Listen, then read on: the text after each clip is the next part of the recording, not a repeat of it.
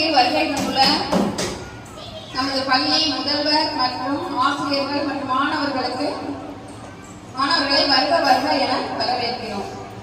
தேசத்தந்தை மகாத்மா காந்தி, ஜவஹர்லால் நேரு உள்ளிட்ட தலைவர்கள் பெற்றுத்தந்த இந்திய நாட்டின் சுதந்திரத்தை போற்றுவோம். இந்தியாவின் மதசார்பற்ற ஜனநாயக சோசலிச குடியரசின் மாண்பினை பாதுகாப்போம்.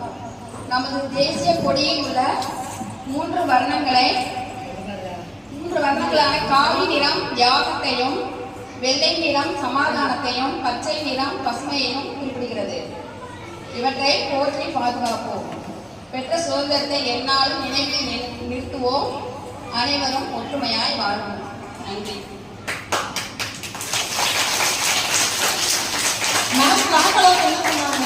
என்ன கலர் சொன்னாங்க?